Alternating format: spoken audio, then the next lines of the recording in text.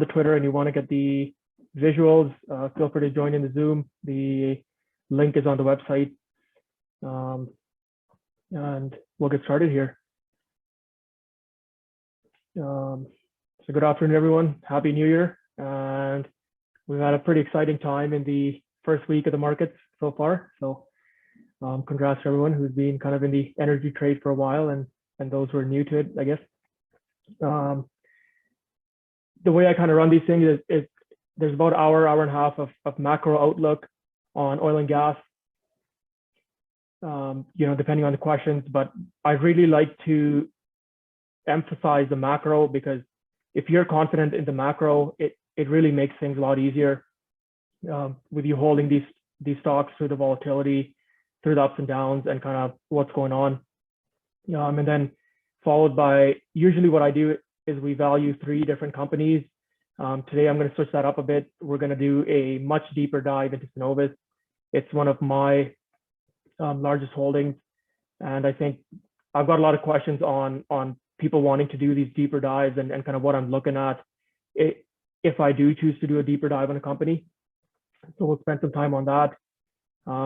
For those who weren't on the email invite list, we will need to download some files from the Cenovus website, and then also the valuation Excel is again on the website at the bottom under Excel calculations. You can download the Excel file from there. A couple of housekeeping things. So I'm not an investment advisor. This is not investment advice. This is my opinion on how I view the markets, on how I value things. Please do your own due diligence on these holdings and kind of what you see. I'm always open here for questions. Feel free to email me if there's anything, and feel free to interrupt me anytime during this presentation if there's anything that's not clear. And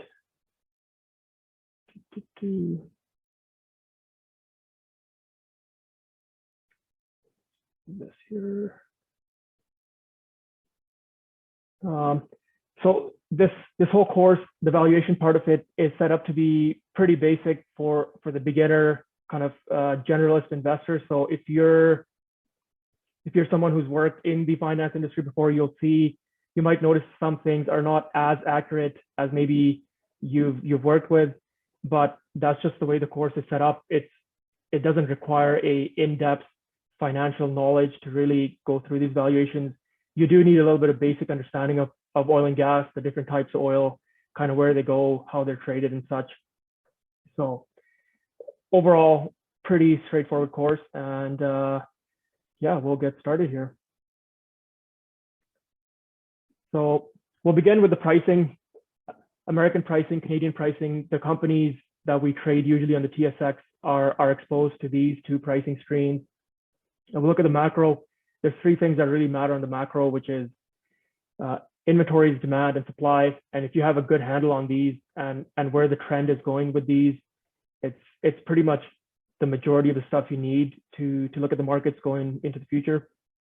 And then we'll look at company valuations. So we'll do a Q4 free cash flow projection on Cenovus. We'll do a 2022 outlook and kind of the deeper dive that I look at and why I look at certain things and kind of pick them out from there. So starting with the American pricing, this is Thursday evening's numbers, I believe, but WTI is at a 5-year high here. We have very, very strong pricing. We see this area here where the American administration was kind of jawboning around the SPR release and high gasoline price, export ban and such, and it has done absolutely nothing. There's maybe a couple of months that it kind of brought down the price by $10. Despite OPEC continuing to add production, we're back at $80 a barrel. And the Omicron fears are kind of behind us now. On the natural gas side, we're seeing, again, extremely strong pricing. We're at 5-year highs. We haven't seen this kind of pricing for a while. Like, yeah, pricing is down from the $5.50 that we had a couple of months ago, but when you look at the 5-year chart, we're still looking very, very strong. The LNG exports from the US have kind of put a floor on the pricing. and give us a very solid pricing, given that a lot of US producers and Canadian producers can produce gas profitably at very, very low producing costs now. So you got $3.8 Henry Hub US, which is roughly $5 Canadian. It's a really, really good pricing and really adds a lot of cash flow to these producers' outlooks and the Q4 numbers. On the Canadian side, we have condensate. Canadian condensate is trading at about $2 above WTI. So, when you convert that to Canadian dollars, that's about $105 Canadian per barrel of Canadian condensate, the C5 plus, which is amazing. And on the WCS chart, we see WCS again trading at about a 5-year highs, $68 US, which is roughly 85 Canadian, which is absolutely incredible for something that's been trading in the negatives in late 2018 and 2020 was depressed, and there was a lot of issues with this commodity, but we see very, very strong pricing. The differential has really tightened up with the addition of the Enbridge Line 3, with Trans Mountain back online. We have the cap line reversal. So there's a lot of benefits to owning Canadian oil now that we didn't have a couple of months ago or a couple of years ago. Venezuelan imports are down. Mexico has said that by 2023, they're not going to be exporting any more heavy oil, which is kind of the two biggest competitors to WCS. So looking very strong.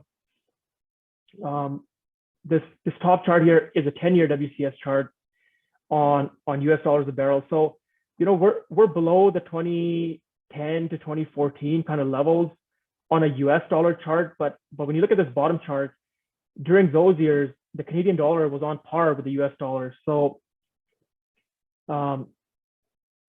even though the price was higher in US dollars, $80 US WCS back then was $80 Canadian WCS, whereas now $68 WCS on a US side is about, multiplied by 1.27 is about $85 Canadian. So these companies are actually getting better pricing for their WCS today than they were in the $100 oil periods of 2010 to 2014. And that's kind of one of the biggest reasons that I'm more bullish on the Canadian producers, in that the pricing they're getting is absolutely insane. And it's looking really, really good going forward. The US dollar is very strong. The Canadian dollar has not been able to regain its strength despite the increasing oil price. These two charts have kind of gone hand in hand, but they've diverged this time around, just given the money printing that's gone on within Canada, and the other industries have really not picked up the slack that the oil exports have. We look at Canadian gas pricing. AECO pricing again is looking very strong for something that used to trade again in the negatives in the summer times, and in the winters, we got the $2.50 AECO. Now we're looking at $4 in the winter and a $3 in the summer kind of period.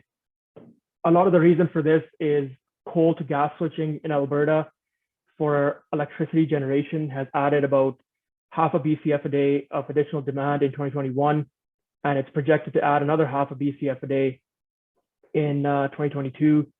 So again, there's a floor that's come into this pricing. The oil sands have to use AECO gas to run their big generators and processing plants, and then LNG Canada is bringing in an additional 1.2 BCF a day of export capacity by 2024. So, for the AECO producers, again, it's looking very, very strong. And there's a price floor. And again, the Canadian producers have become exceptional operators. They can run, at $1, $1.50 gas. They're still making money on a Canadian scale. So, the fact that we're seeing these kinds of pricing now is very good. This yellow line is the AECO futures a year ago. So we're well above that. And, looking to continue to increase from here. On the Dutch TTF gas, which, I'm sure you're all familiar with the European gas crisis that's going on. This is the calendar 2022 strip, I believe. So, it was it was nowhere. It was around 15 to 20 range here, and then now we're just seeing it skyrocket. And we had this big crunch as cold temperatures hit Europe in mid to late December. It came down, and then now we're kind of going back up as people kind of realize, hey, we don't have the inventories to go through another cold crunch, and things are looking a little dicey on this front again. And this chart, if you compare it to the UK gas chart, you compare it to Asian gas, it's kind of the same chart. So the gas producers are really benefiting this winter from these kinds of pricing, especially those that are exposed to Asian and European markets. Okay, so we'll get started with the inventories portion of it. So on the left, you have here the global oil inventories. So just crude. We see we're down roughly 300 million barrels over the year of 2021, about 1 million barrels a day of deficit. And the crazy thing is that at no point does this line stabilize. It's just continual drawdown after drawdown in the oil inventories. And then when you look at the oil and oil products inventories, it's double the pace. So we're losing roughly 350 million barrels of oil in inventories last year, and we lost another 350 million in oil products. So whether that's gasoline, distillate, jet fuel, etc. So, overall, when you look at a line that goes consistently down like this, as producers are adding production, as OPEC is adding production at 400,000 barrels a month, that just tells you that any additional barrels that are coming online onto the markets are just being absorbed right away, and the demand continues to climb. So very, very good sign from the inventory standpoint. We're sitting below 2019 levels by a fair bit. Consumption is back to 2019 levels. So, from a global standpoint, looking very, very good. We look at inventories within the US itself. Again, we see this.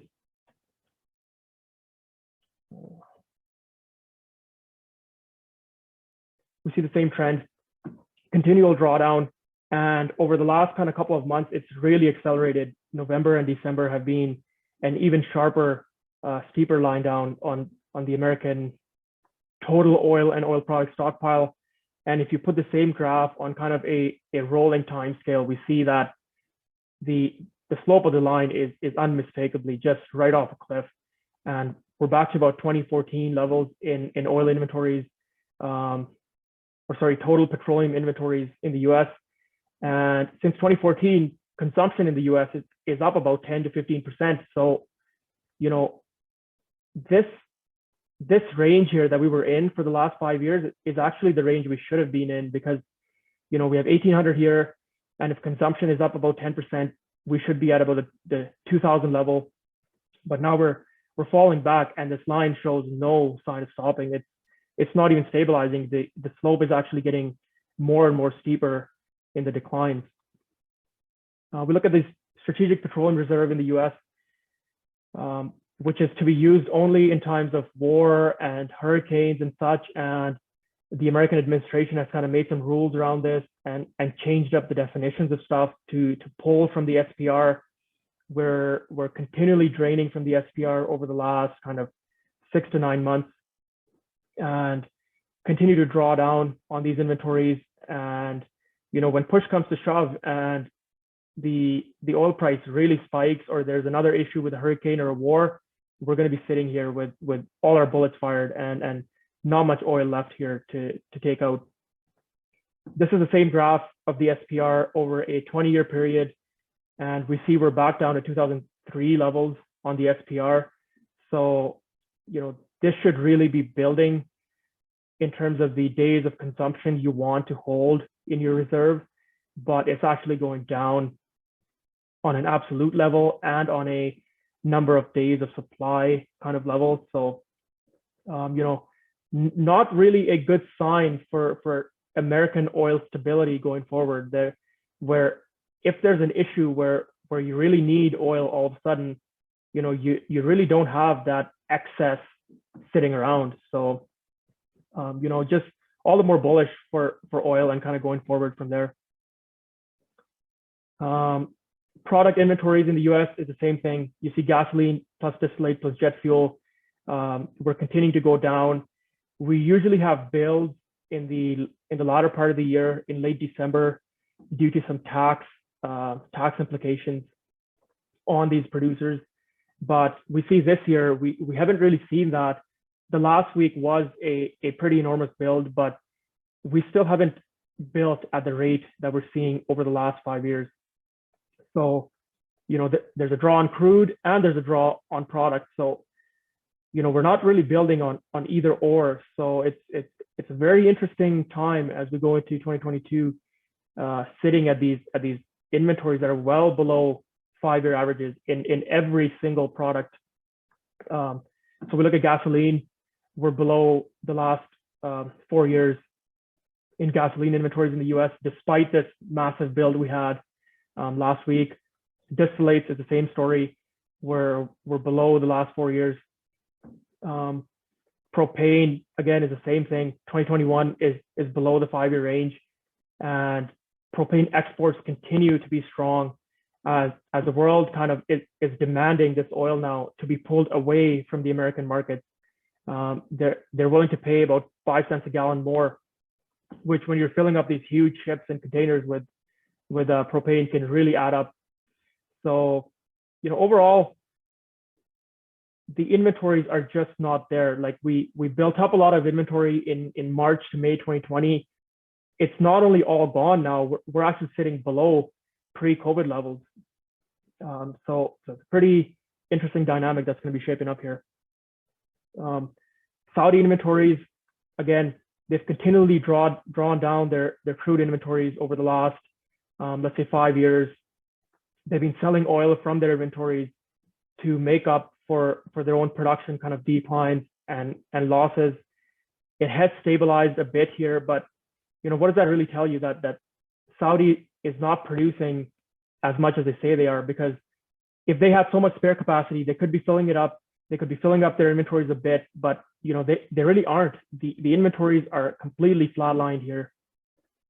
And Saudi, being one of the biggest oil producers in the world, is the fact that their inventories are only like 10 days of production is a warning sign. That's a red flag that, okay, there's something going on here where the inventories are just not there on land already available in case of emergencies or supply shortfalls or demand increases. So again, looking very good. This is Chinese inventories. So it kind of starts just as the whole COVID shutdown hit. So China kind of was a very smart player. They picked up a lot of cheap oil to refill their tanks, to refill their SPRs. And, since about after the Delta wave hit, since about July, August of 2021, it's just been consistently down again. There's a few producers here, or a few refining companies here, that are actually below their pre-COVID inventories already, and the rest are kind of dwindling down. We see Sinopec and PetroChina, the two biggest refiners in China, are kind of don't have that extra crude anymore sitting around. So, they're going to have to be buying from the market. And it's coming, whether you kind of see that or not. China will have to buy oil, whether it's in the next month or 3 months or 6 months. They cannot just keep eating away at their inventories forever. This is crude floating inventories worldwide. Again, we see China's been pulling roughly 500,000 barrels a day since mid-October, when the oil price really started to get very, very high. What China did was, instead of going to the market to buy oil, they started pulling from floating storage. They started pulling from the SPR. They started pulling from commercial crude inventories. So, all this talk about China not being active in the oil import market, well, that's because they're pulling oil from other places. It's not really a full-blown weakness or recession happening. They just choose to use their inventories that they bought at 20, 30, 40 bucks instead of buying at $85 on the spot market. Is there any questions on the inventory side so far? We'll move to demand. Okay, so American oil demand is above 2019 levels. So this is the 4-week average of the US product supplied. We see we're above 2018, 2019, 2020 levels by a huge margin. So demand is back and it's rising, which is kind of counterintuitive to what, maybe some people think that oil has peaked and the demand has peaked. That's really not the case.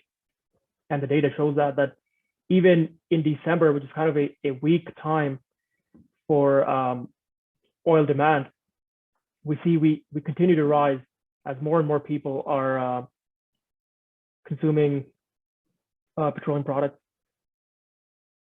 So there's a question here as to what's the historical interaction between inventories and the spot future curve shape.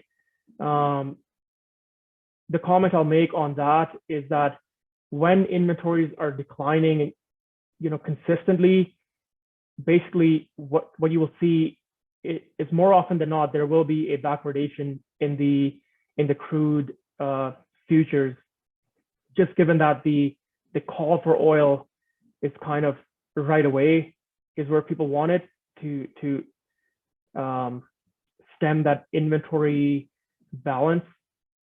I can't really speak any more to that. I haven't really done much work on the spot curve shapes, but if anyone else has, feel free to chime in. Okay, so on the gasoline demand side, we see that we've had a big drop down in American gasoline demand over the last couple of weeks, which is pretty typical during Christmas time. We're seeing a lot more colder weather come in. We're seeing a slight impact of the Omicron wave on this as well. So they all kind of add up to create this decline. This graph is not from 0 to 10 million barrels a day. It starts at some arbitrary number. So, even though this decline might look like a huge decline, that's not really the case. And I want to kind of compare it to this US total vehicle miles driven, where usually after June, July, you have this drop down in the number of vehicle miles driven as kids go back to school, people aren't road tripping as much, the weather kind of gets colder. But when you look at gasoline demand in the US, it really has not seen that kind of decline, where October, November have actually been very, very strong for gasoline demand, counter seasonally, which is very good, for the overall demand standpoint. And there's a lot of factors to that where there's all this pent up demand. People haven't really gotten a chance to get out. We see a lot of people choosing to drive instead of taking public transit. We see people moving away from the downtowns and kind of the crowded areas. So it all kind of adds up to more and more petroleum demand, even if the number of vehicle miles driven is kind of a little lower into the winter season. And we see that January and February are kind of the lowest demand times anyway. So I would expect this graph to kind of dwindle down a bit and then come into March, which coincides really well with the fizzling out of the Omicron wave. We could see this huge spike and then continue to get stronger into summer of 2022, which, if we're sitting at lower inventories than the 5-year average already in gasoline, it's going to be pretty interesting. And the gasoline price is higher than it's been in the last 5 or 6 years, and demand still continues to increase. So, all this talk about how $4 US gasoline is going to impact demand, it's not really that obvious. It's going to take a lot more than $4 gas for people to really change their driving habits in a country that's so addicted to driving as America is, and it's basically built on driving. The next one here is the number of commercial flights tracked by Flight Radar. So this is worldwide. We see that the 2022 number of flights kind of continues to rise up. It continues to get closer and closer to the 2019 and 2020 levels, as more people are getting comfortable with flying, despite all the hassle that there is nowadays in doing so. The flights are coming back. However, there's still a huge chunk flights, commercial flights, that is still missing, which is the intercontinental huge oil demand, huge jet fuel usage flights. So the fact that we're dwindling inventories and jet fuel demand still has not returned, it's not even close to what it was in 2019. That's a lot of upside risk to oil price. And the market seems to be ignoring that whole portion of jet fuel. They think it's gone forever, but intercontinental flights, when they come back with their huge jet fuel usage, will have a definite impact on refinery runs. It'll have an impact on jet fuel inventories and kind of how we build other inventories going forward. There's a question here about EV, so I will talk about that here in a little bit. So yeah, so that's on the flights. This is Chinese flights. They've had kind of this Delta wave, and then they've had this next zero COVID policy that's really affecting their flight usage. And this is a big market economy that there's about 5,000 flights a day that's missing here. That's going to come back at some point or the other, and especially if the Olympics go ahead and kind of going into 2022. A big market that's yet to recover. We see Indian oil demand on the flight side of things. It continues to ramp up. They've had this huge drop in the Delta wave in May, and now it just continues to go up, despite all the news and whatever else is going on. Australia is the same thing. Canada is kind of the same thing. We see this slow growth, but that adds up to 200,000-300,000 barrels a month that we're adding when you add up all these countries combined. Especially given that a lot of flights from Australia and Canada are kind of intercontinental flights to Asia and Europe and such. Japan, Malaysia, same thing, big destinations. We see South Africa, the Omicron wave never affected South Africa, despite whatever the media was telling you. Indonesia, a big travel destination, is slowly recovering, especially given that a lot of flights to Indonesia are from Australia, are from South America, they're from Europe. So again, it's these big jet fuel usage flights that are yet to come back, and they are slowly recovering. I'll just finish up on this flight section. Germany and the UK, we see a pretty consistent seasonal slowdown every year around this time. So even though the flights are dropping, it's nothing out of the norm. That's kind of how things go anyway. There's less travel in the wintertime in these European countries. And then we look at travel destinations. Mexico is above 2019 levels. The Dominican is above 2019 levels and continues to rise. We see Colombia, again, above 2019 levels, continues to rise. We see Fiji, as soon as they opened the borders on November 15th, it just took off like a rocket. So what's going to happen to countries like Indonesia, like Thailand, like Australia, like Europe, when the flights are fully open, when the countries are fully open with no quarantine requirements? We're going to see this huge exponential rate change in flights, and an extra 2 million barrels a day of jet fuel demand or more could come on the market within 2 to 3 month period. And right now that period is kind of projecting to be roughly April, March to May, somewhere around there. And that's also lining up with when the driving season kicks off. It's when people start planning summer trips. It's when the worldwide oil demand kind of rockets up anyway. So, there could be a big kind of mix of all these things happening at the same time. So I'll just go through the questions here, stop here for a bit. Will EVs become more prevalent on the gasoline price? So 1 million barrels or 1 million sales of electric vehicles affects oil demand by roughly 14,000 barrels a day. The American total fleet of electric vehicles right now is roughly 2 million. So, they've affected gasoline usage by roughly 30,000 barrels in a market that uses roughly 9.5 million barrels a day. So all this talk about EVs and such, and they've basically taken 30,000 barrels out of 9.5 million. So it's really not as big a thing as the media hypes it up as the EV supporters kind of hype it up that is going to kill gasoline demand. That is not going to happen. And at the same time, when you add an EV, you don't just automatically take out a gasoline vehicle. The gasoline vehicle is still there. All it's doing is taking away from future demand, but internal combustion engine vehicles are still by far the most sold kind of type of vehicle in the US. So that's that one. There's a question here from Dave on Saudi crude getting burned for electricity.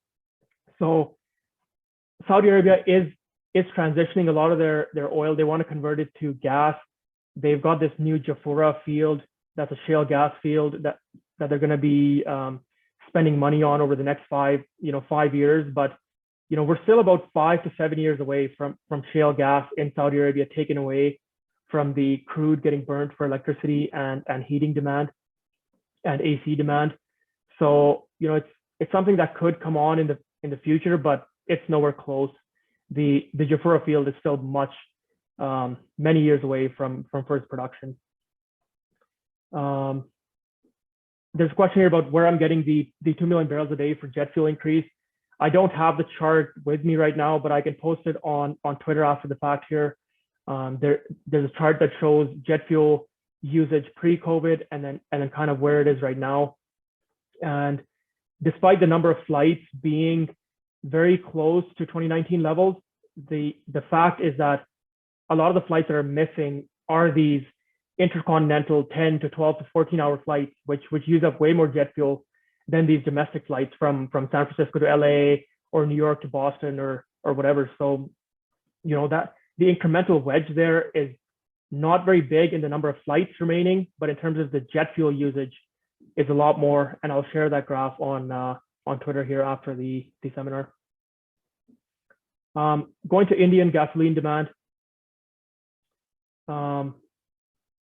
It continues to go up. We have gasoline and LPG. It had this kind of down phase in 2020 March, but it bounced back so fast. And then again, we had this Delta wave in summer of 2021. And again, we see this huge increase and it just continues to go up. India being one of the highest growth kind of oil demand regions over the next 5 years, you will see this curve keep going up. India also is kind of unique in that they have more refining capacity than what their consumption is. So they're actually importing a bunch of oil, refining it, and then exporting gasoline and diesel and products. And there's about, I want to say the last number that I read, there's about 85 refineries that are still being built in India. So they're building themselves out where they always have more refining capacity than their own consumption, such that they're not paying for the refined products. They're paying for raw crude. And the crude throughput here, you can see continues to go up, which is the number of barrels refined by the country. Okay. Indian highway construction. So from 2009 to 2014, it was roughly 5,000 kilometers a year. Over the last 7 years, we're up to 9,000 kilometers a year. 2020 to 2021, they had planned to build about 11,000 kilometers of highways. They actually built 13.3 thousand. So, people don't build highways just to leave them empty and sitting around. There's going to be vehicles on all these highways, and whether that's motorbikes, whether that's small cars, whether that's big heavy trucks, these roads are going to be used. And India is kind of building itself into the future where before they have these huge traffic jams, which they already do, they've kind of decided to pre-plan all this infrastructure and build it out for the future. So looking very, very bullish for Indian oil demand, Indian gasoline demand, and diesel, LPG, etc. This table on the right is the number of vehicles sold in India over the last 16 years. So we see some of the growth rates in 16, 17, 17, 18 is more than 20%. And then we had this kind of slowdown, and then into COVID again, we've had a slowdown. But look at the 2021-22 number. We're almost at the year before in just April to November, because India's fiscal year goes from April to April. So in about 7 months, we're about 80% of the previous year's sales, which was the highest ever. So this year is just going to destroy any record that's been set here, and just continues to go up and up and up. And that's why they're building these roads, because they're seeing this huge increase in the number of vehicles coming online. The modernization of India. This is the internet percentage. So the number of people that have internet in India, we see this exponential rise in it. And then when people get access to internet, what they get is they want to be like the Western culture. They want to have cars. They want to have fridges. They want to have microwaves. They want to have barbecues, etc. And it's all bullish for oil demand. Everything is built on oil. Our entire human consumption of product is built on oil. So as more and more people are exposed to this kind of Western culture, to globalization, they want more and more of these luxuries of life. They don't just want to survive and kind of have food on the table. They want to do much more. So, India is in a growth phase that China was maybe 10 to 15 years ago. And the market is completely discounting that. They think India is going to, carry on their low growth or mid growth cycle in terms of oil consumption. Well, every graph you see is kind of going from a linear growth to more of an exponential growth. So the amount of oil demand that's going to come from India year after year over the next 5 to 10 years, it's just going to be insane. Coming back to China. So, this is the graph that was I got so many people sharing this graph with me that Chinese oil imports are down month over month. And again, that's because they're pulling 1 million barrels a day from their commercial oil reserves. The SPR is getting pulled down. They are pulling 500,000 barrels a day from the floating storage. So, as expected, it bounced back with almost 11% increase in crude imports in November. Their oil product imports are up 20% month over month, and the exports are down. The exports are up, but only about 6%. So, when does this balance change? How long can they keep pulling from these inventories? This was October. They had 574 million in commercial. So we're about 2.5 months past that. So at some point, China is going to come back into the market in a huge way. And again, the market is discounting this. They think China is suffering some sort of extreme recession where their crude usage is just going to fall off a cliff. Well, think about this. At the peak COVID in March, April, May 2020, you could not see a vehicle on the road, and oil demand worldwide was still 70 million barrels a day. So the world needs 70 million barrels of oil a day just so everyone can sit at home and do nothing. So, even in the biggest recession that you can imagine, Chinese oil demand is not just going to fall to 0 or 70% down. It's going to fall maybe 15, 20% in a worst case scenario. So, the downside risk is not as big as a market or the people seem to project on some of this oil demand and oil consumption. Chinese electricity consumption on the left here, again, just every year it just up. More people are wanting, all these luxuries of life that use electricity. More people want televisions and again, fridges and barbecues and computers. So it just continues to go up. And, one could almost argue that it's kind of going in a more of an exponential rise again here over the last couple of years after the slowdown in 2020. And on the right here is kind of what I was saying about India and China, where China had this linear growth in energy consumption, and then it just went exponential over the last 10 to 15 to 20 years. And if you look at India's chart, that's kind of what's happening here now. Is we're about to go into this extreme upcycle, and that's 1.3, 1.4 billion people who are going to be affected by this. So it's not a small market. This is going to have a huge impact on oil demand over the next couple of years, over the next 5 years. And the the growth in oil consumption in India itself could grow by much more than what it has over the last few years. And if that comes to fruition, we really are going to be in a huge energy shortfall over the next couple of years. This is the same chart, but instead of energy consumption, it's in oil demand. So look at where China was in 2000, and they were consuming roughly 5 million barrels a day. And look at where India is now. That's exactly where they are. And from this line going linear, it has begun its steep rise upwards. And India's population is now 6% bigger than China's was back then.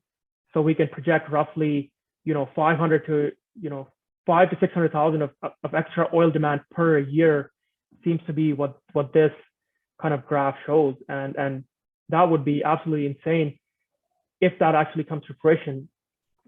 On the right here, we have a pretty embarrassing chart in one way, where these 6 countries here represent 500 million people in Africa, and they're using much less than the energy in a year than one American refrigerator uses.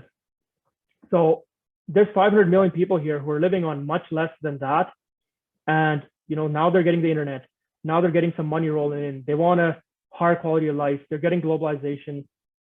So, these numbers are going to go right through the roof, right off this chart, because as they grow, as they kind of build out their infrastructure, the per capita use goes up at an extreme rate.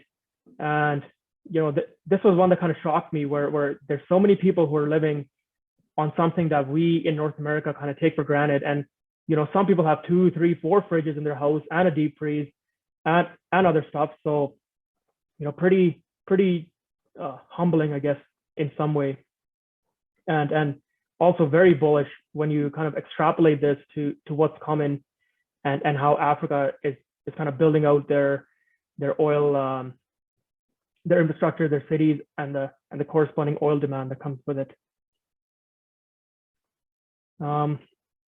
This is the BP chart on the Human Development Index, which kind of tells you what's the average kind of quality of life of the people living in these countries. So you can see that as it goes from 0.4 to 0.8, it's roughly in a linear phase.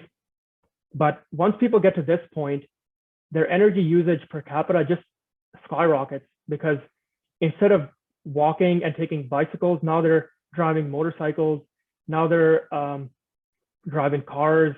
Instead of cooking over fires, now they're cooking over propane cylinders and electric ovens and such. So 5.5 billion people are in this box here, and they're all gonna want to get here. And the energy consumption per person, it's not linear. It's gonna go much higher as their quality of life improves. So it's not a matter of just, hey, people from China and India and such are gonna have the luxuries that we have by just increasing their energy use a little bit. No, it's gonna go 2 to 3 to 4x. And from an oil demand standpoint, I don't know how you can look at this chart and say we've hit peak oil demand. It just does not make any sense at all. And when we focus on this box itself, which is kind of the people who are most soon going to be into this exponential phase, this box represents 4.5 billion out of the 5.5 billion in this entire rectangle. So most of the people that are in the world and don't have the luxuries that we have here are actually just on the cusp of it, and going from this linear growth cycle to this exponential phase. And I keep harping on the same topic because that is really one of the big things that I feel the market is missing. They think the oil demand over the last few years is just going to continue at that pace. Well, when these people are going to be increasing their oil demand year over year from a linear growth to this exponential growth, it's not going to be the same rate as it was over the last few years. It's going to be much higher.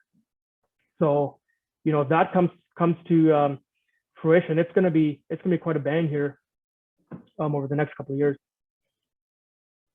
Again, oil consumption growth: U.S., China, India, Thailand, Vietnam, Philippines, Bangladesh, some of the biggest population centers in the world, and it's just rising. Even in America, which is probably, you could say, the best quality of life in the world, it still continues to go up, and people are using more and more energy year after year after year. Population outlook: the population is projected to increase by almost double. This is still 2100, which I don't really like forecasts that are going 80 years into the future. Very difficult to predict. But either way, the point being made is that the population is going up, and the energy gigajoules per person is going to be going up. So it's a double whammy to energy, worldwide total energy consumption. This is a chart that's very interesting, where when you have the population double in any certain area, we're looking at the 1950s. So it's kind of when people lived pretty basic lifestyles. When the population doubles, the number of households goes up 3x, the number of drivers goes up 3.5x, and the number of vehicles in operation goes up almost 7x, along with the number of vehicle miles traveled. So this kind of growth period is where India and Bangladesh and Vietnam and Thailand are in. They're in a place here where they have very little luxuries of life, and they're going to get to this 6x number of vehicles in operation. And it's not going to take them 70 years as it did America. It's going to take them maybe 10, 15 years. So if you take this entire chart and you condense it over 10, 15 years, well, you can see how the oil demand over the next 5 to 10 to 15 years is just going to be absolutely crazy. The year over year growth is going to be much higher than it has been for the last 5 to 10 years. This is the SUV sales market share over the last 10 years.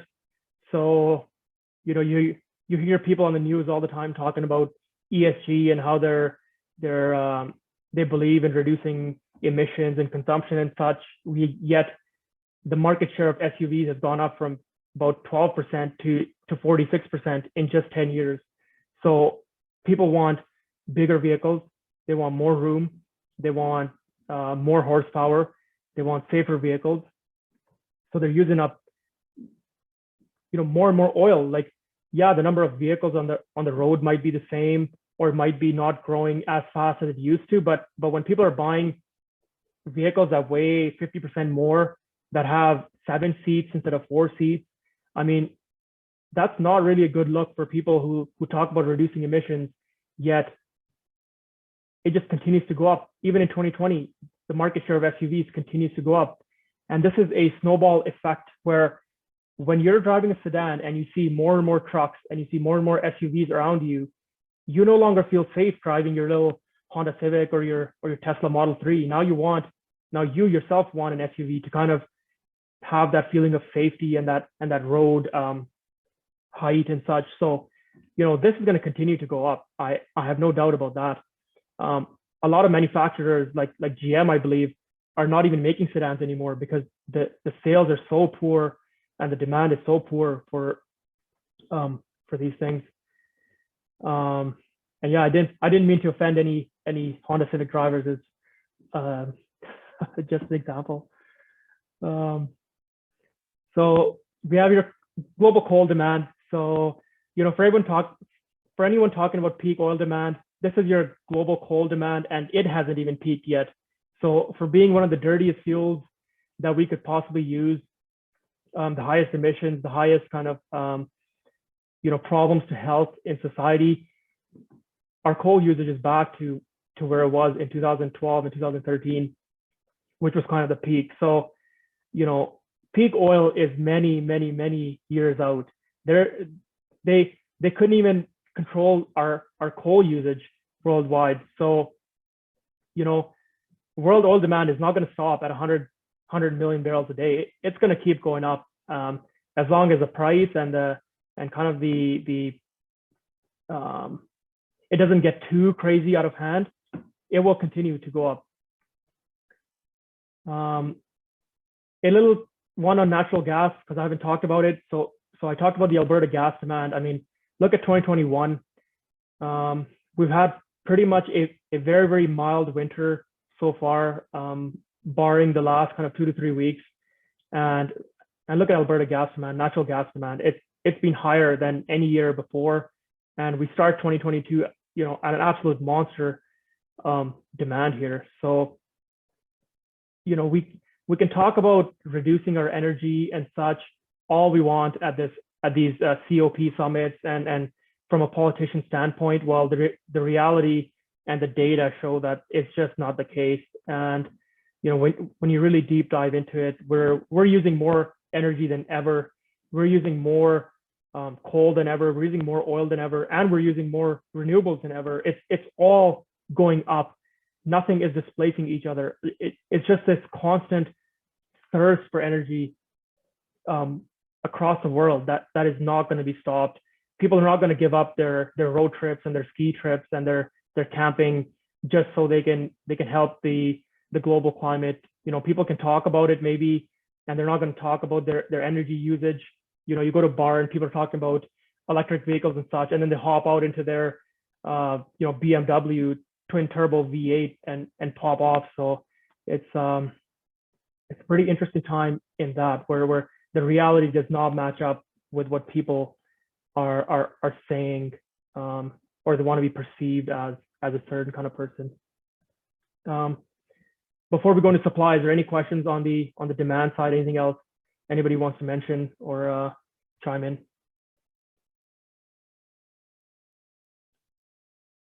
No, good so far. Yeah, I just wanted to mention one thing. So for even the coal demand, when you look at that, like there's a lot of substitutes for electricity. That same substitutes don't exist for oil. So it's even more bullish in the long term. So, I mean, your thermal coal demand's huge, and you have, nuclear plants and natural gas and everything else, and it's still not slowing down at all. So that's all. Yeah, great point. Like coal can be substituted for electricity. Shubham, Shubham, if you can go over that question again, just for the guys on Twitter space. If you can just repeat the question.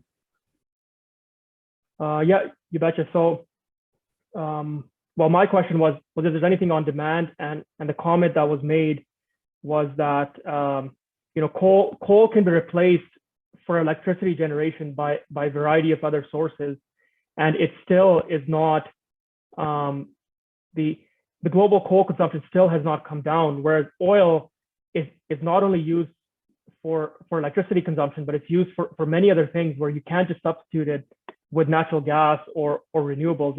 It has its own kind of niche uses. So when you take those two things into account, peak oil is many years out. I mean, you can't even think of peak oil demand, at this point in time, kind of thing. I see there's some people on Twitter here who've raised their hand and want to chime in, but just for the sake of how things are here, I don't know how you would converse with the people on Zoom. So maybe once the seminar is done, I'll come back to Twitter and we can kind of continue the Twitter space at that point, if that works for everyone that way. Or feel free to join in on the Zoom call. If you're on Twitter, join in the Zoom call and then please share your perspectives or whatever you have, the questions and such on there. Okay, so let's go into the supply side. So we've talked about demand. Oil demand is going up. Okay, inventories are down. Okay, well, can't people just fire up rigs and start producing tons of oil again as they have for the last 5 to 7 years? Well, okay, let's look at U.S. crude oil production versus rig count. So U.S. oil production is roughly down about 1 million to 1.3 million barrels a day from its pre-COVID highs. The rig count has not recovered. The number of oil rigs that are drilling for oil has just not recovered.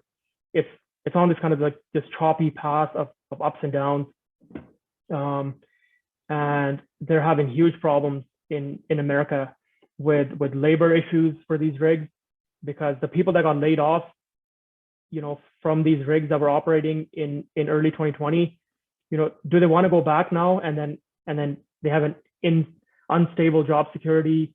They don't know what's going to happen with the next wave, etc. So there's a labor issue. There's a steel shortage. There's shortage on hydrochloric acid, which is used in fracking and stimulation jobs. There's a shortage on 5K wellheads. There's talk about shortages of frac sand. All around, the supply chain is just messed up for these rigs. So, for anyone expecting that these rigs are just going to rocket up all of a sudden back to 750, well, it probably is not going to happen. A lot of rigs that were sitting around over the years, people have stolen spare parts off them. They've not maintained them. They've been sitting around in the dust and the heat and the cold, rotting away, rusting away. They need a lot of maintenance done to them. So the American rig count, until we see actual increases in this back to this like 700 plus range, you can't really just assume it's going to happen, because there's a lot of other issues that are coming up with getting the rig count back up to those kinds of levels that we've seen in the past. So where's the American production coming from then? Like, how has it recovered since the COVID lows? Well, instead of drilling wells, they're now just fracking wells. So America has all these wells that they've drilled, but they haven't fracked yet. They just leave them there for later. So as you can see, this number of wells drilled to fracked almost went on a 1-to-1 path for the last 7 years, but it's diverged here over the last kind of since COVID time. And that's really the biggest driver to American oil production increases. It's not the drilling, it's the fracking that's doing it. Dan, did you have something to add? No. Okay. So these are our drilled but uncompleted wells. Look at where we were in kind of summer of 2020 and the slope down. Companies don't want to spend the money on drilling and completing wells, so they just try to juice up their production by completing these drilled wells. We're back down to levels last seen in kind of 2016, and even this was kind of a blip. Like, in reality, we're down to levels seen last in 2013 on the DUC well count. And if we look at this one on the right, it's by basin. So out of these kind of 5,800 DUCs that we have, according to this chart, 2,000 to 3,000 of them will never be completed. They're wells that are duds, where they screwed up the drilling, where they never found oil, where they've had interference with other wells, or they're just not economic. So really, you only have maybe 2,500 DUCs left, and a lot of them may not be economic until $90, $100, $110 oil anyway. So the DUC count, again, it's becoming a real problem. And this is one that was done by Tom Luffrey on Twitter. So you see XTO has almost exhausted their DUC count from 2018. CVX, Chevron, again, PXD Pioneer, which is one of the biggest Permian producers, we see the same story. They're just eating away at these counts, and they have none left as of kind of today, or we look at a couple of months in advance. There's really no DUCs left. So one of two things has to happen. Either the rig count has to go up substantially to make up for this, which it's probably not going to happen, or production is going to stagnate or drop. So for the market that's expecting 1 million barrels a day increase from shale in 2022, it's looking very, very dicey.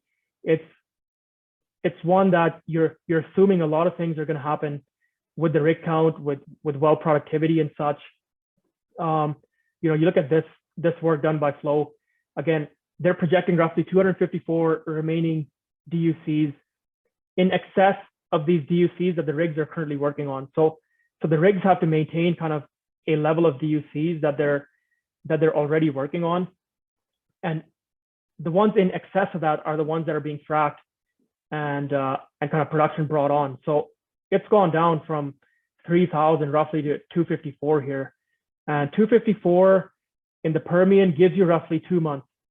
So given that this chart was made in mid-December, I mean, by mid-February or late February, we're going to be out of remaining excess DUCs. And if the rig count by then is not substantially higher than where it is today, production will start dropping.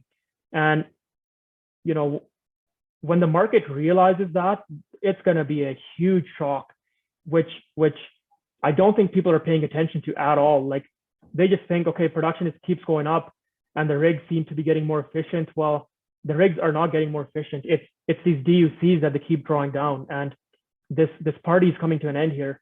By the end of February, you'll see a huge problem here, and production start to decline again unless the rigs can kind of come back up. On the left here is the rig count by kind of sector. So we see the major players, so ExxonMobil, Chevron, Shell, ConocoPhillips, etc. They just don't care anymore. They're not drilling at all. They're looking to return cash to shareholders. Their rig counts are well below the January 2022 levels or January 2020 levels. We see the large caps and the mid caps, kind of the same thing. You know, maybe they have a little more money they want to spend, but still below these levels. It's the private money-losing Ponzi scheme companies, these private companies that keep jacking up rigs, because there's so many private companies out there that we're looking to grow to 5 to 10 to 15,000 barrels and then flip it to one of these big companies. Well, the big companies are not looking to buy anymore. They really don't care. So what are the private companies doing is they're just drilling wells to get their production rates looking very, very nice, and try and sell these companies off. But it's not working so far. The M&A on the private side has not really been very, very active. And I think you'll start to see either a slowdown in this private rig count as they kind of run out of money, or they'll just go into bankruptcy or merge. Like, this cannot be sustained. These private rig counts are already above 2020 levels. So we'll kind of see how that plays out. You know, and realizing this, the banks and investors that funded these private equity companies, I mean, they were funding one company every 3 days in 2016 and 2017. In 2014 and 15, it was about one every 4 days. Well, look at 2019, even before the COVID crash, it was about one every 11 days. And then in 2020, it was less than one a month. So nobody wants to fund these companies anymore. They realize that this model of growing a company to 5 to 15,000 barrels a day is just not working. They're not making money. They've lost a ton of cash in bankruptcies and restructurings and other losses. So, you know, they put their hands up and they said, hey, whatever you have, the money you have, do the best you can with it, but you're not getting a cent more from us. So, you know, that's a really good sign for future growth, because these companies were kind of the ones that caused the shale Permian boom and the massive increases in production while losing billions of dollars. Shale combined has lost $300 billion of money since they came on in about 2014. They have not made a single cent of profit. They've actually lost $300 billion of the banks and investors' money, and investors are fed up, the banks are fed up, and they've kind of left these companies to rot on their own. So future shale growth, which relied on this, they just don't have the funds anymore to go drill, baby drill, to their heart's content. On the American overall oil supply side, you know, America used to be a net importer of oil. In early 2020, just before COVID, like, America was exporting roughly 1.5 to 2 million barrels a day of crude and product. So they had become a net exporter of oil. Well, where are we now? We're back to becoming almost a net importer. So there's 1.5 million barrels a day of oil and product that America was giving to the world to meet the world's demand that is now being consumed internally. So from a world oil oil demand supply kind of standpoint, the world has lost these barrels and they need to make them up. So they'll be pulling from other sources and kind of fighting for these sources, which again pushes the oil price up because oil goes to the highest bidder. It's a price taking market. And if these barrels are not available on the world market, they have to be sourced from somewhere else, and that brings the price up.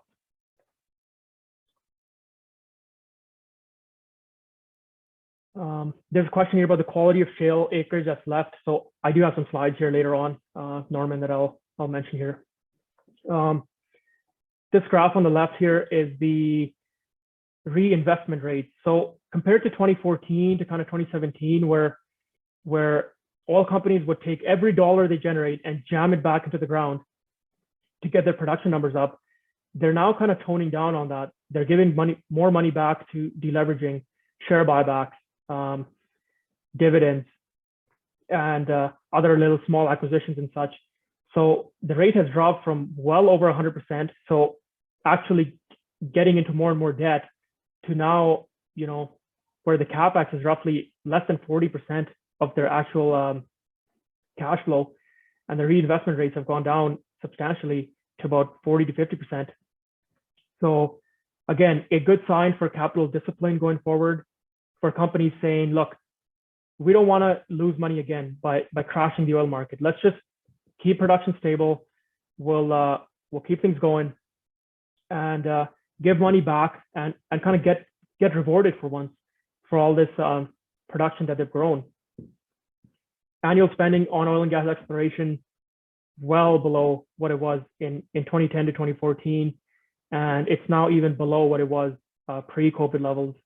And the projections from Rystad, which is probably, you could say, one of the most bang on companies out there, they're not really projecting a huge boom. They're projecting that we never even reach 2019 or even 2016 oil and gas exploration and production spending. So, it's a whole mindset shift that's happened. And, some people were kind of wary of this, and they thought, okay, within 2021, companies are going to stray from this as the oil price keeps going up. Well, we don't really see that, crazy straying from that. Like oil's at $80 on Thursday and Friday, and companies are not really picking up rigs, by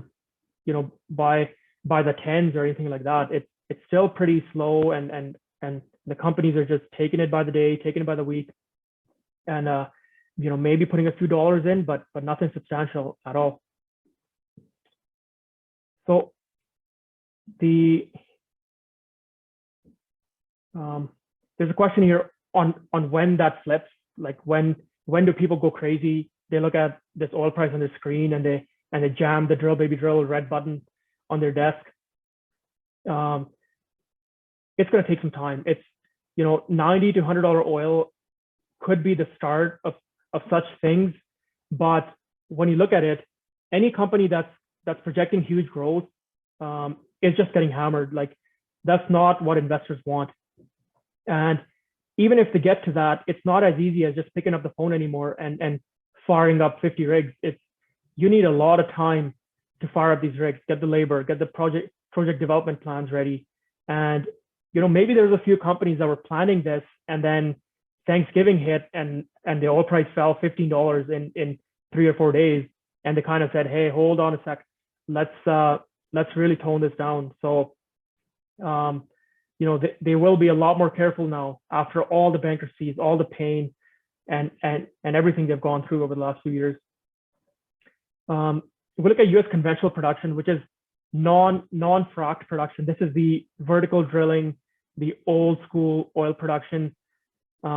Every conventional field in the world follows the Hubbard curve. So there's a production rise, there's a peak, and then there's a drop. And this drop, it kind of goes hand in hand with when we produce about half of our recoverable reserves. So when you produce about half what you think the field can produce, production starts to decline from there into a terminal decline, and it cannot be stopped. You have this little tail end where you can do water flooding, you can do CO2 injection, you can do infill drilling and such. You can refract or stimulate these wells and such, clean out, but there's still a significant decline from the peak. You cannot stop it. It's just a reality of math and physics, the way things go.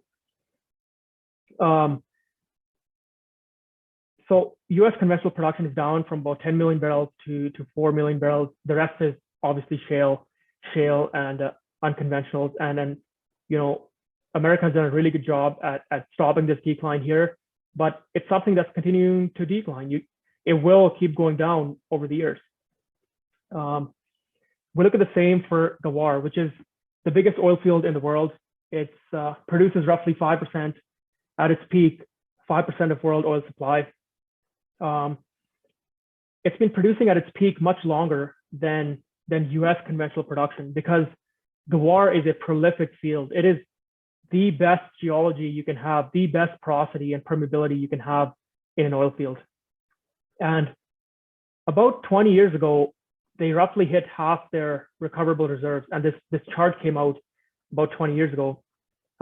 They'd be producing at the peak for roughly 40 to 50 years. And, Saudi Arabia is not transparent with their numbers. You have to guess a lot as to what's actually going on there. So if we extrapolate this line down, in 2019, Saudi Aramco came out with an IPO that said Gawar was producing 3.8 million barrels a day. So if we take 2019 here and we go up the curve, that really fits bang on with what GNR here predicted in their models that far back. And 2021, the estimate is that production is down to 3.2 million barrels a day.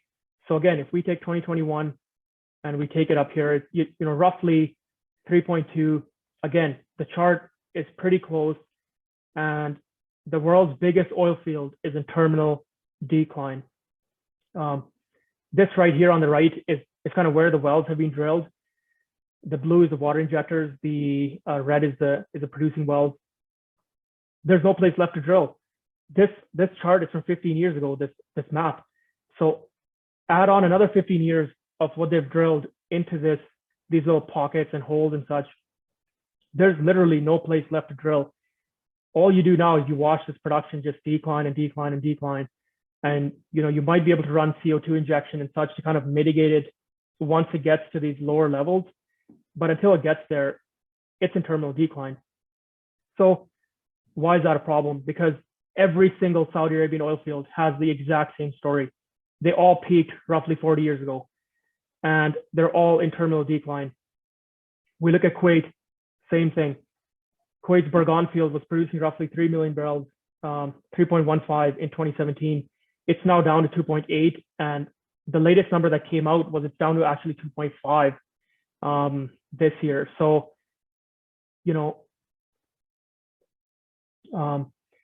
between Saudi Arabian and Kuwaiti production, that's roughly 13 to 14% of the world supply that's doing this. That's in this terminal decline of 5 to 6% a year. Well, we look at Saudi Arabian rigs. They really did not need many rigs to keep their 10 million barrels a day rate going for the longest time. And then they really had to bring this rig count up more and more, drilling more and more to keep production flat. And now, over the last couple of years, they've just it almost seems like they've given up. They don't know where else to drill in Gawar anymore. They don't know where else to drill in their field. They've infill drilled every single place that the engineers figured they could drill. And now they just sit back and they watch these fields decline unless they bring on new production. So go ahead. So the question someone had asked is, people, in terms of Saudi Arabia decline, people have been saying that for about 20 years. So in terms of the question is what's making now different than all the previous years where these concerns have been mentioned? The book, Twilight in the Desert, was authored, and it was brought many times before. Why is this time different? Yeah, it's a great question. So my understanding is that when Twilight in the Desert came out, it was about 2005, which you see is about right here on this rig count curve. And it really opened Saudi Arabia's own eyes to to what was going on. They were relying on their own internal kind of engineering and development models. And when that book came out, the government said, hang on, let's bring in some people from elsewhere where conventional production has already declined and see what they have to say. And they came up with some new models where, hey, we need to drill in the, X, Y, and Z places.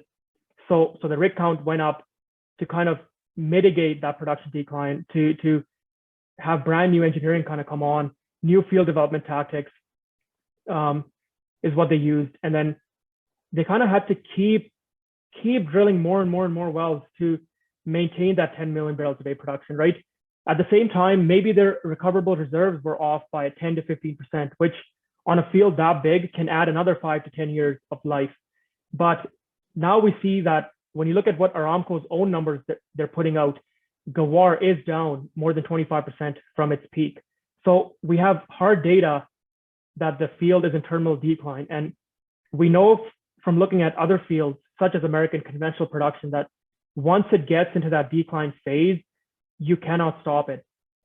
And if we use that kind of same theory, that's why I think, and that's why a lot of other experts, other people who've been posting about this Gawar thing, think that OPEC just does not have the spare capacity that they say, because over the last couple of years, production has declined by another 6% every year, and now we're sitting at these lower and lower and lower levels. And that would be my best answer to that, is that we have hard evidence from Aramco's IPO itself that production is down from the peak. And if they had told us in the IPO that production was still 5 million barrels, I would totally agree with you that, okay, they figured something out to keep production flat, but it's just not the case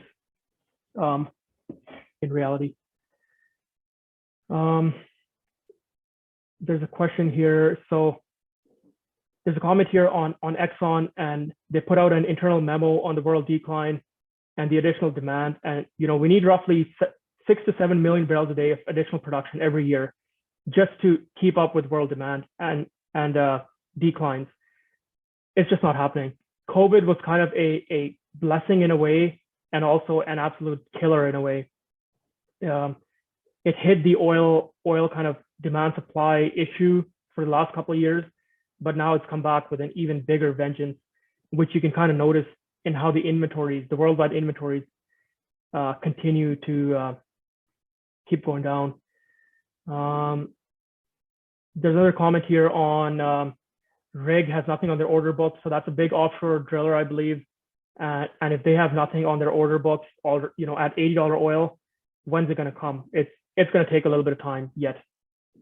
Saudi storage withdrawals, it is tied into the decline story, where Saudi Arabia has been pulling roughly, I think the number was 200,000 barrels a day from their storage over the last 5 years to kind of meet their own export nominations and such. But it's not the biggest story. Saudi Arabia has found some other source, for the last couple of years to keep this 10 million barrels a day production flat. But how long can they keep playing these games with inventories? And, maybe they're pulling oil from Iraq and calling it their own oil, et cetera, et cetera. There's Saudi Arabia has a lot of pressure to kind of maintain this structure of OPEC and being the controller of oil price. So it's in their best interest to kind of play these games and stay in this position of power. But, when that crumbles, it's going to crumble very obviously and very, very fast. So thanks for that comment. We look at OPEC rig counts. OPEC plus rig counts are down 32% still from 2020. Everywhere else, excluding Canada, US, and Russia, is down 6%. So, OPEC plus is really struggling here with maintaining their production. And we know this because they can increase production by 400,000 barrels a day under their own agreement, but they can't even maintain that. They're not able to reach their own agreed upon numbers, which are well below what they were producing in January 2020. So if they can't even meet their goals today, how can you expect them to add another 4 million barrels a day next year back to their own kind of like maximum limits under their agreement? So another big source of supply so far has been Russia. We see it's been consistently going up over the last few years. We're now at 2022 right here on this chart. So we have a couple of years of growth left, and then it's just terminal decline again. And this growth here is roughly 200,000 barrels a day.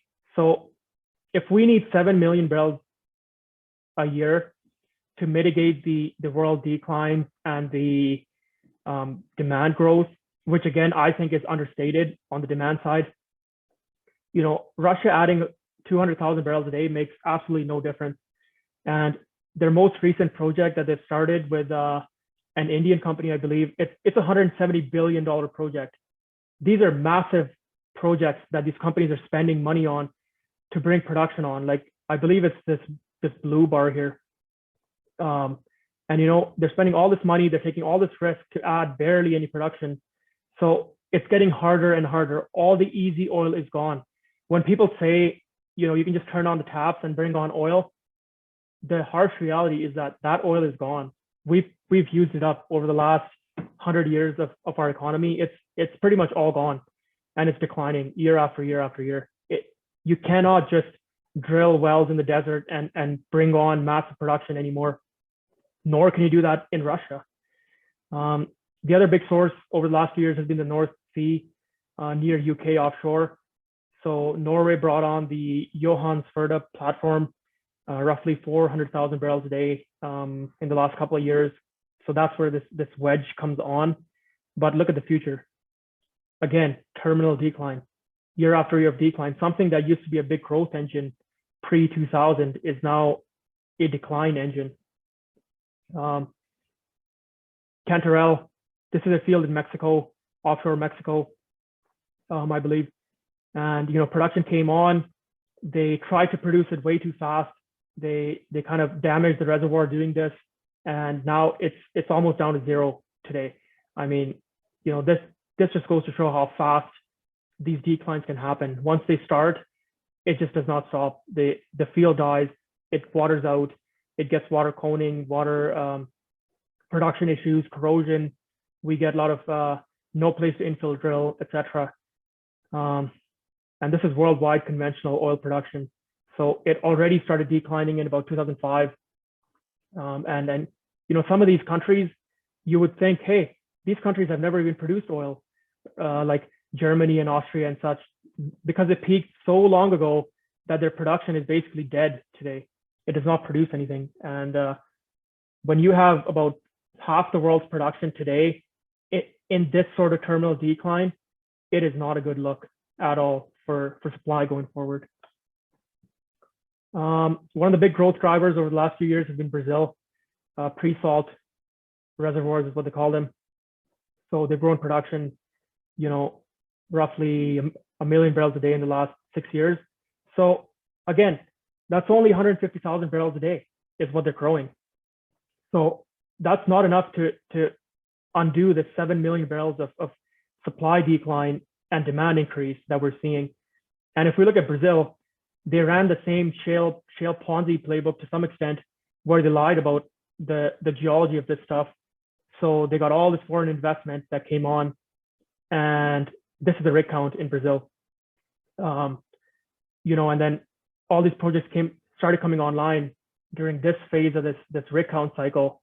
And when the projects came online, the companies realized, hey, these reservoirs are not even close to as good as what they'd been promised or what they kind of were told. So the rig count went down about 90%, we see in 2016. And some of the production is still coming online from this money spent, but the rig count has not recovered. There's a few companies recently that spent some money in Brazil buying some offshore rights, but that's just because of they're looking for places to find oil. There's literally no place left, and now they're having to go back to this expensive drilling and not as good of reservoirs, just because that's the only oil left in the quantities that they kind of want to increase production by. There's a comment here that Venezuela is back up to 1 million barrels a day. So if that's true, and inventories are still declining worldwide at the rate that they are, that's a huge red flag. And the most realistic case of what's happened is that it's not an actual true number. It's just something they were able to pump for a month, or they're lying about the numbers flat out. You know, I can't really see them growing production that much that fast, especially because there's been not a single drilling rig working in Venezuela for the last couple of years. But even if you assume that's true, and that Venezuela did produce that, the fact that oil inventory still declined by, you know, what they did in December, that's not good. That is really bad for a world supply demand standpoint. As a consumer, as an investor, you know, you're partying if that's really the case. That an extra 1 million barrels a day came online, or 500,000 barrels a day came online in the last 3 months, and yet inventories continue to decline at such a huge rate. So that's my comment on that. I don't know if somebody wants to add more about Venezuela, if anyone on this call has any insight onto that. What about Guyana? Yeah, so Guyana is upcoming here. Great point. So let's look at West African crude, which is some of the most talked about crude for some reason. So what Rystad projected in 2020, this was their forecast, this line with the red dots. And since COVID, I mean, something's gone catastrophically wrong in Nigeria and Angola. They are not able to produce anywhere close to what they were producing. And Rystad is not just saying that this is a short-term problem. They're saying it's a long-term issue that's going to result in a shortfall of 650,000 barrels a day by 2026. And almost every year, there's a huge shortfall. So, you know, there's a huge problem here where supply is just dwindling everywhere. Even these forecasts where they thought they would have oil in January 2020 is now getting hammered due to political problems, operational issues, leaks and such. There's a comment here that it's going to be in everyone's interest to bring Venezuelan production back online. And you're probably correct, yes, that the world at some point will say, okay, screw this. Oil prices are way too high. We need Venezuelan oil production online. Well, A, it's going to take them hundreds of billions of dollars, and B, it's still risky because the country is still in this like socialist regime where you don't know what's going to happen. Like, would a company like Exxon or Chevron want to go in and spend money and then find out they get kicked out, or you know, something happens and people are out there damaging equipment? You don't know. It's a very volatile situation. It's not going to be easy. Even if the world is very, very interested in bringing it back, it's not going to be easy to bring that production online.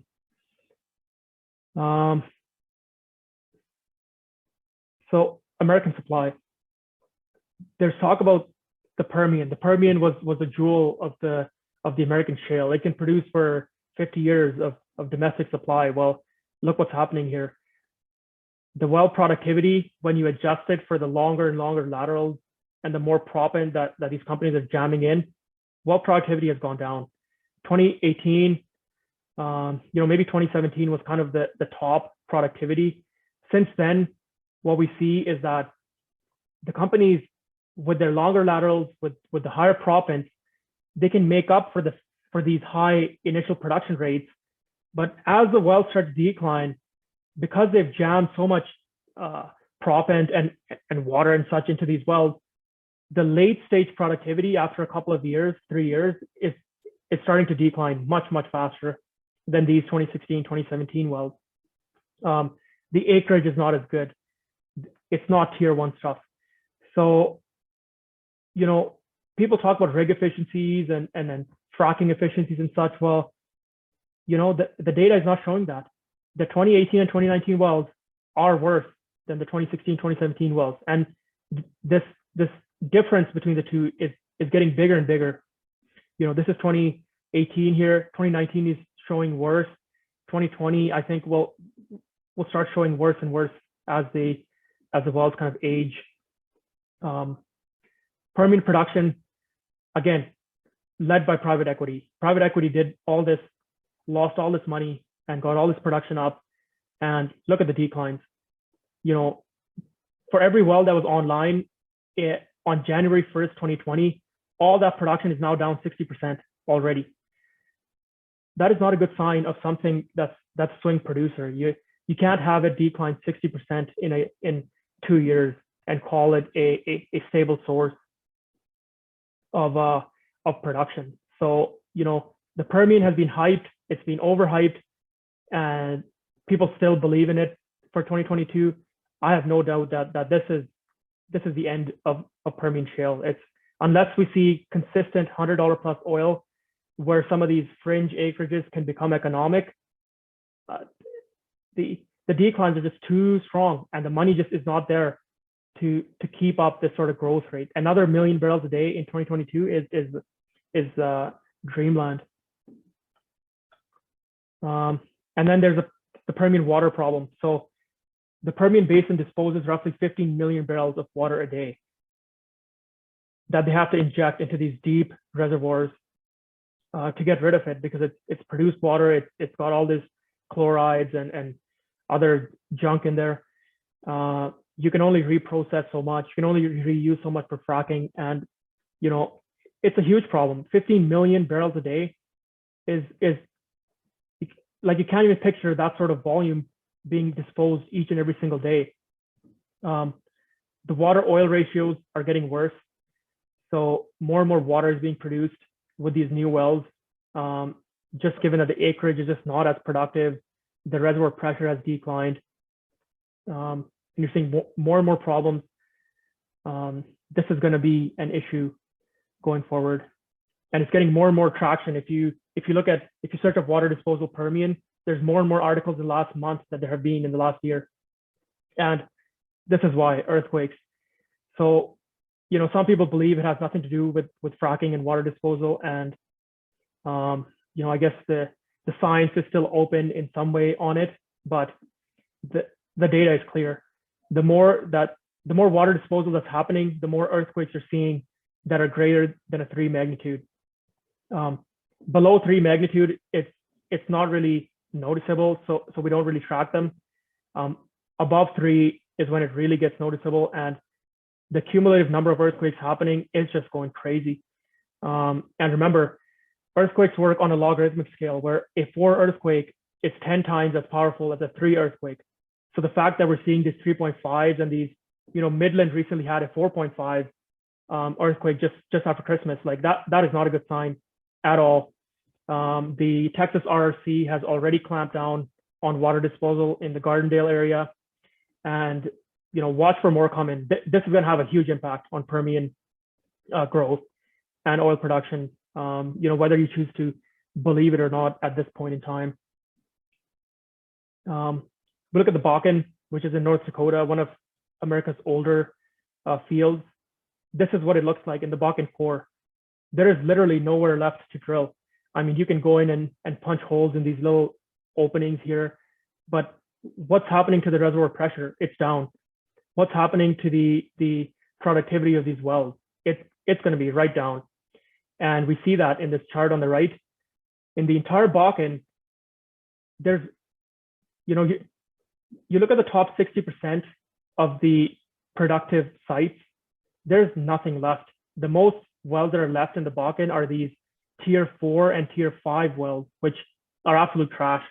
It's very hard to make money on these, even at $80, $90 oil, given the production costs, the gas oil ratios, the water production, etc. So, you know, again, the Bakken was touted as this field can feed America for 20, 30, 40 years. Well, it's done. It's actually completely exhausted. Like, there's less than a year's worth of tier 1 sites left. Tier 2 is dwindling. Even tier 3, there's really not much left here. On the left here, Bakken gas oil ratios. As a reservoir's pressure decreases, as the wells get more and more worse, the gas to oil ratio increases. And look at 2020. I mean, not only does it start off at a higher point, it just way more than any of the previous years. And I want to make a point on oil basins in the US. This is the entire DJ basin in blue.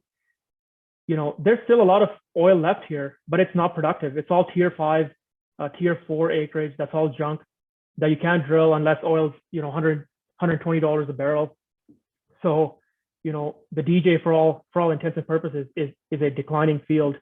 And there's still a lot of DJ basin left. Well, what happened? It's just that once you get past the tier 1 and tier 2 and tier 3, even wells, people don't drill all this other stuff. And you can see the same in the Permian in some way, where they've drilled Lea County, Eddy County, Reeves, Midland, and Loving, and they've drilled the snot out of these counties. They make up these 5 counties out of the 40 or whatever Permian counties make up 60% of Permian production.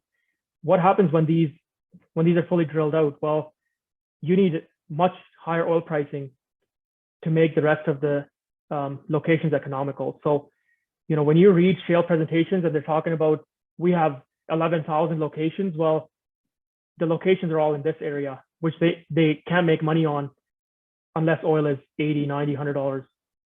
So just keep that in mind when you look at what the Permian people are telling you and what they claim they have. So Guyana was mentioned here. So again, Guyana is roughly 100,000 barrels a day is what Guyana adds, maybe 200 starting in 2024. Nothing crazy. Again, it's not even close to the 7 million barrels of decline and additional demand. It's an emerging play, but it needs a lot of money. It needs a lot of infrastructure, and Exxon and Hess are kind of taking a slow growth path. And then by 2027, it kind of maxes out anyway at less than a million barrels a day. So again, Guyana, Brazil, Iran, Venezuela, whatever, big increases in production, Russia, but they're only adding 100 to 150,000 barrels a day, which is peanuts compared to what we need. And that's why when people talk about a structural bull cycle occurring, this is what they mean. And people come back to me on Twitter and in person, and they say, hey, oil is cyclical. It'll go up for 6 months and then it'll be down to $20 again. Well, let's get real. Look at what's really happening. Inventories, demand, and supply, they just don't add up to that same conclusion that people come up with. It's people that don't understand the oil market that keep talking about oil being cyclical. Yes, it's cyclical, but it still follows supply demand trajectories worldwide. And then look at the countries that people are investing in now. Guyana, the government takes 60% of the revenues of the profits, I believe this is. Brazil, 63, Suriname, 66. The fact that oil companies are having to go to these sorts of jurisdictions, that just tells you there's no easy oil left. And they're willing to pay these huge rates and take on huge exploration risk, to go into these sorts of new, easier oil, I guess, and places where they can actually bring on significant production. I won't talk about this too much. It's just analyst comments that about oil. This entire presentation will be on the website this evening as well. So if you want to read these, but again, it just highlights what I've been saying and what the banks are kind of following along with that. The party just getting started. The bull cycles are much longer than people think. Just because the stocks are up 5 to 10x in some cases, it doesn't mean the bull cycle is over. We have a long ways and a long ways up to go, especially given the whole structural mindset change where companies are generating more free cash flow today than they were 6 years ago at $120 oil, because they're running leaner, their operating costs are lower, they're not jamming as much money back into the ground, etc. Oil stocks are underperforming the actual oil price. So it used to run in unison for the longest time, but since about 2018, it's diverged, and the divergence is amazing now. And a lot of this has to do with ESG, divestments, endowments kind of going out, people not in favor with the industry. Well, they're coming back. The generalists and the funds are coming back. Energy was a top performing index in 2021. So they're coming back, and this massive divergence has to be closed off. And that's where the valuations will kind of reflect some of the previous valuations that we used to get. So Heb, go ahead. Yeah, I was just going to say, someone had mentioned that the contracts in Guyana, you get your capital back pre-profit oil. Do you know anything about that at all? Like, or just to add a little context to that? I don't at the moment know on that. Is there someone on the call who can comment on that maybe? What we'll do is we'll discuss it a little more at the end then. I just thought Okay. maybe at the top of. Yeah, you betcha. But yeah, there is a lot of stuff that the Guyana government is doing to help with this production, but that doesn't change the fact that at the end of the day, some of these countries still take a lot of money of the profits. Once you get to everything, and then the company itself is taking on exploration risk as well. The country literally does nothing.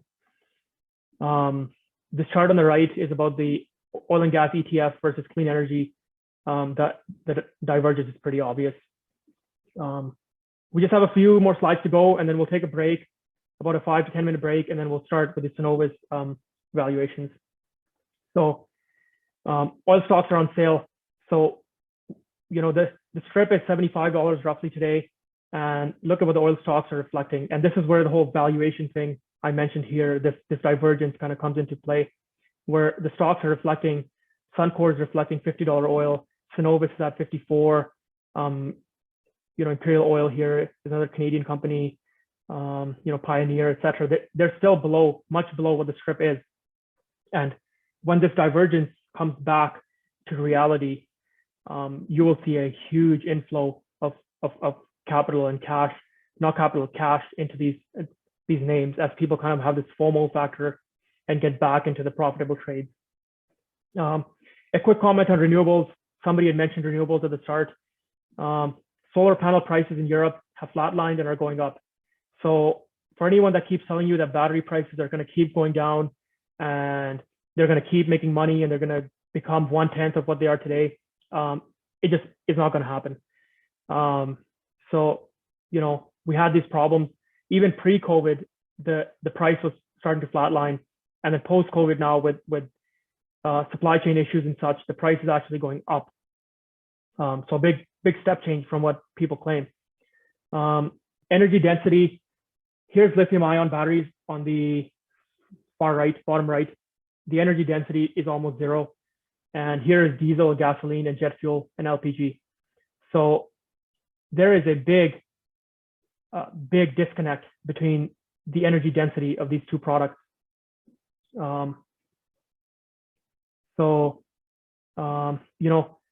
What's going to convince you to buy an EV? Look at what people are saying. Tax deductions, free infrastructure, incentives, cheaper insurance, more free stuff, and even more free stuff. That's literally what people want. And that's the only reason that they're buying EVs is because they're getting these tax credits. In all honesty, they really don't care about the environment. It's all about saving money and whatever can get them, cheap stuff. Well, guess what? This is not going to last forever. The electric vehicles are going to have to pay more for electricity, more for insurance, more for road use tax that the gasoline currently covers. So, again, EV sales exponential, forget about it. It could happen for a couple of years, 3-4 years, but it's not going to happen forever like people tend to predict. And the other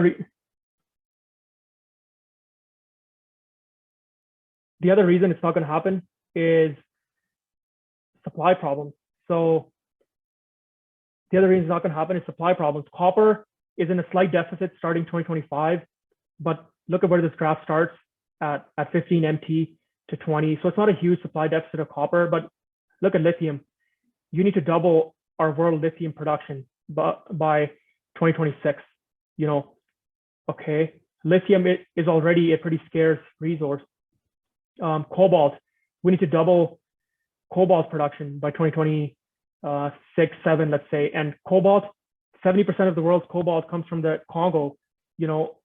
Are companies really wanting to go back in there and have these huge strip mines and child labor issues, political problems, etc. You know, electric vehicles are, as much as we would like them to be reality, the supply demand of the what goes into these batteries just does not match up with the growth cycles that some of these people, you know, seem to project and even believe in some cases. Canadian political risk, this is something that's been brought up a lot, where is Canada going to have some sort of windfall profits and take away from the investing in these oil and gas producers? You know, look at this chart.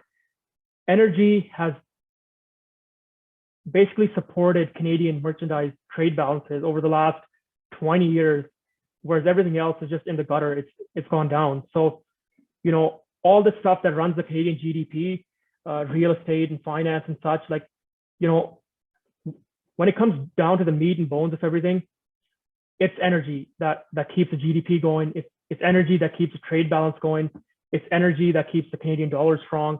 Everything relies on energy. And, you know, with the Canadian government's purchase of the Trans Mountain expansion, I think they kind of realize where the golden egg is.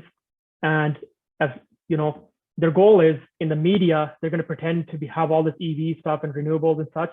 But in reality, they know where the money comes from and what's running this country at the end of the day. And it can't get any more obvious than this chart here. Again, energy shortage. Not only are we not investing in oil and gas, renewables investment is not going up at the rate that people said it would. Electricity network is not going up, and energy efficiencies are not going up. So there's going to be an energy shortage. It's not just an oil and gas shortage. It's going to be an energy shortage going forward. I just want to mention this on China quick. I saw some graphs about Chinese recession and how the home market is collapsing and such. And somebody had posted this chart on the left side about Chinese cement production, and that, you know, year over year, it's fallen right off a cliff. And, you know, let's start panicking about Chinese home starts and such, blah, blah, blah. Well, look at the real chart. They've compared a point in time, which is kind of like a seasonal low anyway, to a point in time that was the highest ever Chinese cement production. And they've thrown that on a chart, you know, to create fear and panic. So my point with this is, whenever you're, you know, a lot of people maybe are new to data analytics and reading charts, just have a look at how charts can be misleading, how people are trying to prove a certain point and they don't show you the full data of what's actually going on. And I'm not saying China is not going into recession, or it is. I'm just saying, look at the actual data. People like to compare high benchmarks to low points and then stick it on a year over year chart and you know, spread panic and fear. So just stay wary of these sorts of things, you know, whether it's Chinese production or whether it's whatever it is. These year over year charts are very, very misleading. So that brings us to the end of the macro. So, you know, here we have the two guys in the room, Putin and MBS, who really know what's going on. They're going to be making a bunch of cash. We have these other guys here who have no idea what's going on in the oil sector. We have America here walking in like they own the room, but really it's clueless as to what's going on, whether that's Trump or Biden. And then this guy is the oil investor who's overheard what the big boys are talking about and is going to be very happy with their oil investments in 2022. So I'll end the macro there. If there's any questions or comments, we can take them now, and then we'll take about a 10-minute break. We'll join back at 2 o'clock Mountain Time, and then we'll start with our Synovus valuation session. Shubham, I just wanted to, you know, jump in and say thank you very much for putting this together and for hosting it. If we could just have, like, there's a couple of really bright people on this call. If they wanted to just open the floor for them, if they wanted to share any of their thoughts, opinions on the topic at all, and hear what they've got to say, you know, and then prior to having the 10 minutes and then taking it from there. Yeah, you betcha. The floor is open. Anyone who wants to make some comments on any part of this or share anything else, feel free to go ahead.